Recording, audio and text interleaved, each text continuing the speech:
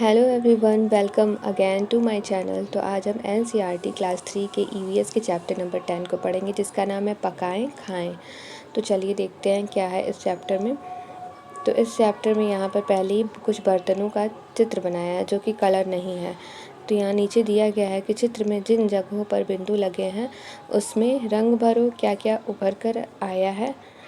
तो रंग भरने पर कुछ जो बिंदु वाले जगह हैं उन पर यदि हम रंग भर देंगे तो यहाँ पे कुछ बर्तन हैं वो उभर करके आ जाएंगे। अब देखो यहाँ पे क्या दिया है, तुमने चित्र में खाना पकाने के कई बर्तन ढूंढ लिए होंगे, क्या तुम्हारे घर में इनके अलावा कुछ अन्य बर्तनों का भी इस्तेमाल होता है, कौन से। तो यहाँ पे इस कॉलम में कुछ बर्तनों के नाम लिखने हैं। फिर दिया है कि बर्तन किन किन चीज़ों से बने होते हैं। तो बर्तन लोहे से, स्टील से, एल्युमिनियम से और भी बहुत सारे तरह के धातु होते हैं जिससे ये बर्तन बनाए जाते हैं। जैसे पीतल के भी होते हैं और तांबे के भी होते हैं।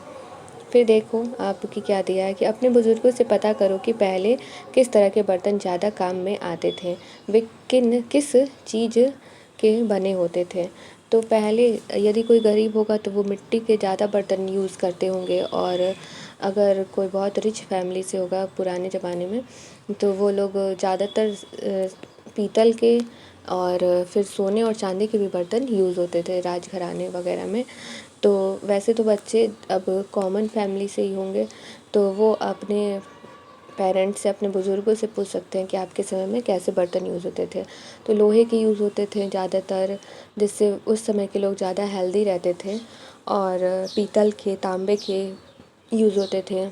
बहुत सारी जगहों पर मिट्टी के बर्तन यूज़ किए जाते थे। अब यहाँ पे दिया है कि हम खाने की हर चीज़ को तो पका कर नहीं खाते, पता करो कि किन चीज़ों को कच्चा खाते हैं और किन चीज़ों को पका कर खाते हैं, किन चीज़ों को कच्चा या पका कर दोनों तरह से खाते हैं, दी गई तालिका में भरो। तो यहाँ पे इस तालिका में कच्ची खाई जाने वाली चीज़ों के बारे में लिखना है, कौन कौन सी चीज़ें हैं। फिर पका कर खाई जाने वाली चीज़ों के बारे में, कच्ची और पका कर खाई जाने वाली, दोनों तरह से खाई जाने वाली चीज़ों के बारे में हमें लिखना है।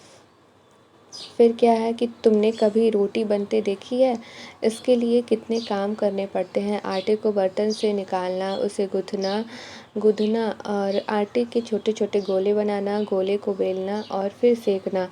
इतने सारे काम करने के बाद रोटी थाली में आती है। अब तुम रसोई में जाकर किसी एक चीज़ को पकते देखो, उसे पकाने के लिए क्या क्या किया गया, क्रम से लिखो। चीज़ का नाम लिखना मत भूलना।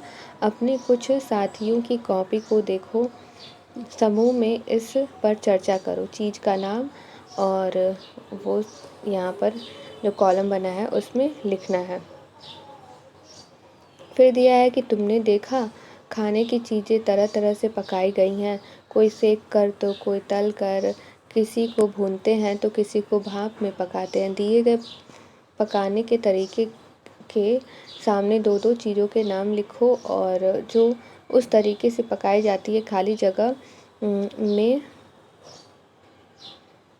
जगह में कुछ अन्य तरीके भी जोड़ो और उसके उदाहरण भी लिखो। जैसे भूनकर क्या चीज़ें पकाई जाती हैं, तो भून करके मूंगफली भून करके लोग खाते हैं।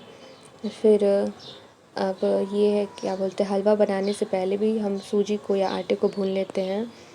फिर केवल भूनकर अगर खाना हो तो मूंगफली है, चने हैं, ये भूनकर लोग खाते हैं। उबाल करके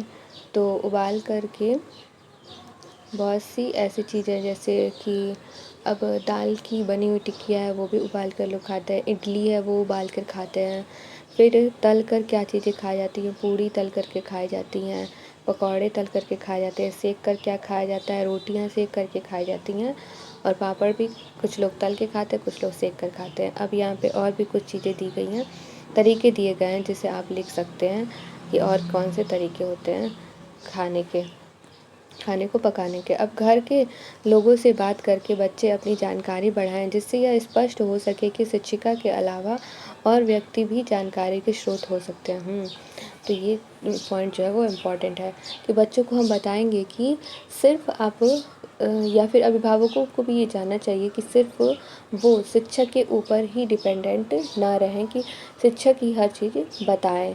बच्चे अपने घर में अपने बड़ों से, अपने बड़े दीदी भैया से या फिर अपने पेरेंट्स से, बुज़ुर्गों से, ये सारी चीज़ें तो बुज़ुर्गों से भी आराम से पूछी जा सकती हैं, कोई इसमें बहुत बड़ा साइंस तो है नहीं। तो बच्चे ये सारी चीज़ें भी बुज़ुर्गों से पूछ सकते हैं या फिर अपने पेरेंट्स से पूछ सकते हैं, ये कॉमन चीज़ें ही हैं। और इस समय में ये क्लास थर्ड में ये सारी कॉमन चीज़ें ही पढ़ाई जाती हैं बच्चों को, जो उनके आस-पास हो, घर में हो और स्कूल में हो, घर के आस-पास, पास पड़ोस में हो, ये सारी चीज़ें ही उन्हें ऑब्ज़र्व करना और उस पे प्रश्न उठाना, ये सब चीज़ें सिखाई जाती हैं इस उम्र में। फिर है कि तुम्हारे घर में भोजन किस पर पकाया जाता है, उसका चित्र कॉपी में बनाओ और उसका नाम लिखो।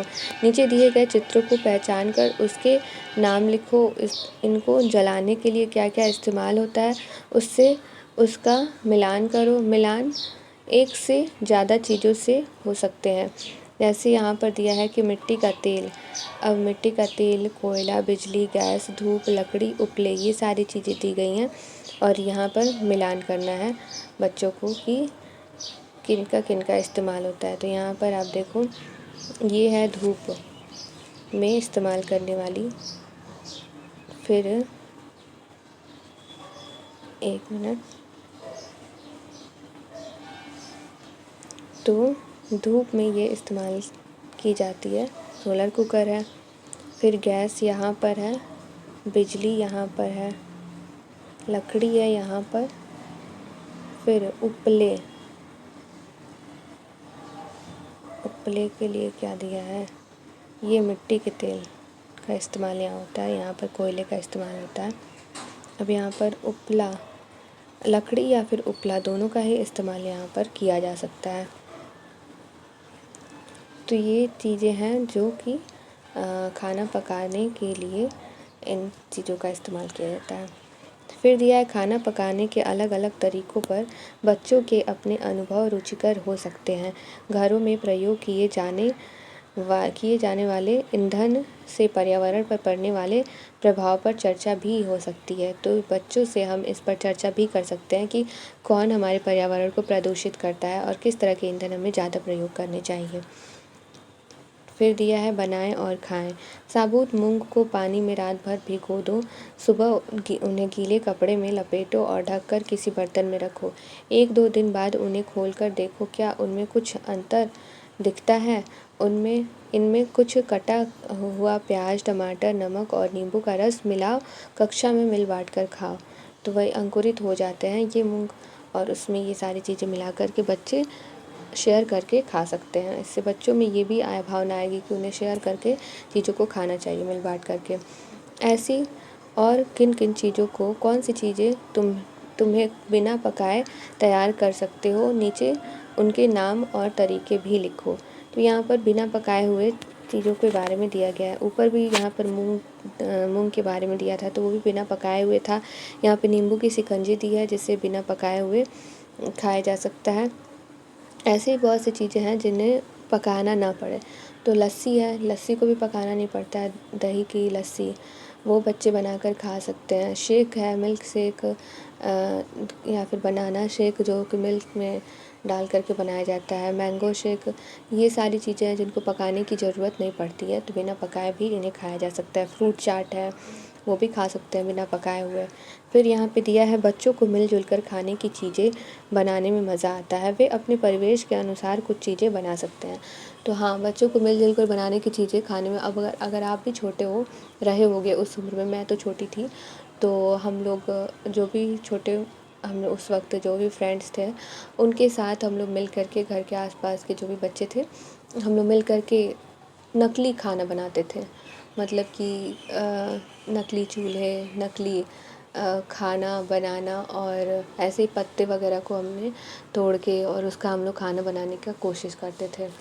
तो इस सब में भी बच्चों को ये सारी चीज़ें करना पसंद होता है, तो इसीलिए ये सारी चीज़ें ही चैप्टर्स में ज़्यादा दी होती हैं जो वो इस उम्र में करते हैं। अब ये जब चैप्टर को उनको पढ़ाया जाएगा तो उन्हें और अधिक नॉलेज होगा इसके बारे में। तो बस यही था इस चैप्टर में। तो कुछ जो यहाँ पर नीचे दिया गया है शिक्षक बिंदु, इस पर आपको ज़्यादा ध्यान देना होगा।